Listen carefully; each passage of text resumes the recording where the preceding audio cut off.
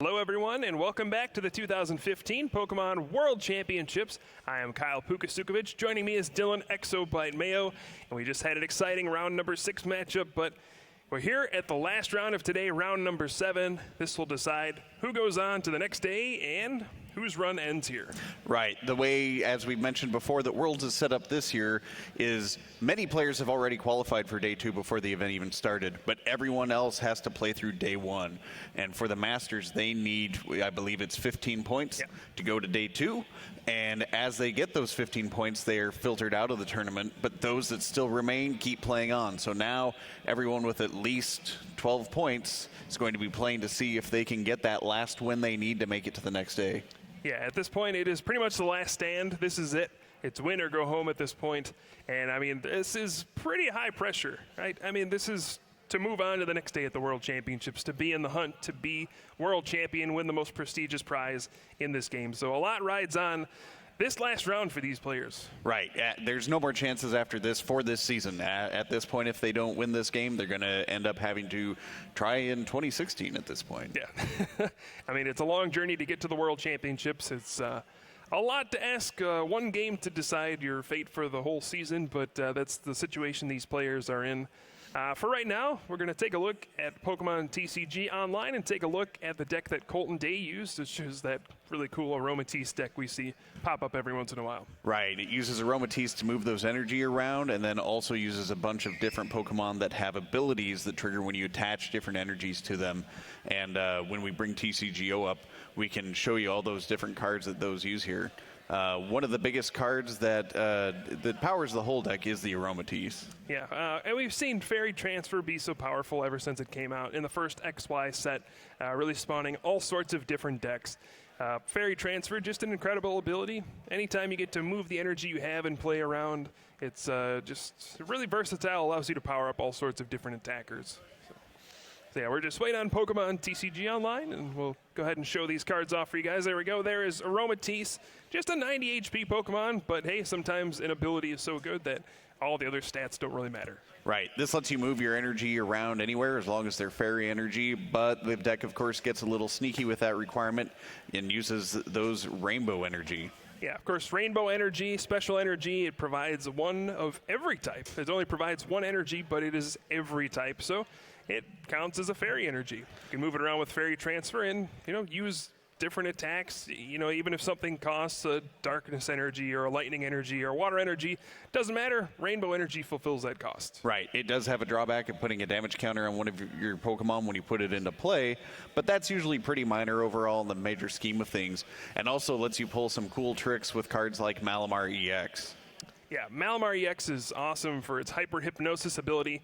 If you put an energy on it, your opponent's active Pokemon goes to sleep, and the cool effect is that you just put an energy on it, and then you move the energy somewhere else with Fairy Transfer. So usually the drawback with Malamar is you have to commit your energy for the turn just to use the ability. But since you can just move it around anywhere anyway, why not just use your attachment to put your opponent to sleep? That's right. You're probably never going to want to use that Maximar attack, so usually that's a big drawback. But when you can move it anywhere you need to, it helps a lot. And again, since everything counts, most of your energies count as everything in this deck, also the old standard Darkrai X helps you out as well. Yeah, we used to see Night Spear reign over the Pokemon TCG, but now Darkrai's settled into more of a support role with that Dark Cloak ability. Again, with that Rainbow energy. Counts as a Fairy energy, counts as a Darkness energy, so you can just move the energy to any of your Pokemon, give it free retreat with Dark Cloak, a retreat, and then move the energy to something else. Right. Now, moving on to the main attackers in the deck, it's got quite a few. Seismitoad, I don't think we need to talk about, because we've talked about that quite a bit, but probably the most interesting one is going to be the Trevenant. I don't know what you're talking about. I've never heard of this Seismitoad card before. Trevenant EX, though, one of the counters to Seismitoad EX. It's really an underwhelming card when you look at it at first. Dark Forest does 20 damage. Wood Blast, 50 plus 20 for each grass energy. So if you happen to have 3 rainbow energy, it does 110 damage. But it's really just a hit for weakness. Right? If you get 2 rainbow energy, all of a sudden you're hitting Seismitoad EX for 180 damage since you're doing 90 times 2. So this is all about the type advantage. So the other main attackers in here are the Landorus EX and the Manectric EX, which we've seen before as well. Also sounds like we're about ready for that other game, but we do have a few more things to touch on here. The Sigilif is kind of an interesting card. I mean, it's pretty obvious with that safeguard ability. It's there to shut down EX cards for a while, but also you can use that Psychic if you need to with those rainbows. Yeah, again, safeguard is its main purpose here, but you can hit for type advantage, and that's really what it's all about when it comes to an Aromatisse deck. You can use Rainbow Energy to run a rainbow of Pokemon and just try to hit your opponent's Pokemon for weakness. Some Pokemon are weak to Psychic, such as like Mewtwo EX or Lucario EX or things like that. So you can pick on those Pokemon if you need to. Right. So let's go ahead and start talking about the decks we've got in this match. It's a pretty interesting matchup I see here. Looks like we've got quite the pairing. Yes, as opposed to the diversity of Aromatisse, we have two Night March decks. So Night March is a deck that's always kind of been around. It's always, the strategy is there. You get a bunch of Night March Pokemon in the discard piles, do big damage. It kind of fell out of favor at U.S. Nationals since so many players were aware of how good it was. They countered it. Crobat is a very common counter to, just knock out Joltik with that surprise bite, knock it out with an ability, don't even need to attack. But seems like people have kind of forgotten about Night March, and that kind of opens the door for it to come back and be powerful again. Right. We're not seeing Crobat in nearly as many decks as we were even, just a month ago at Nationals. Suddenly the population of Crobat has gone way down in these events, and we're seeing way more things along the lines of Primal Groudon. Yeah, absolutely. And the metagame is always changing. The cards you use are always changing, so things go in cycles.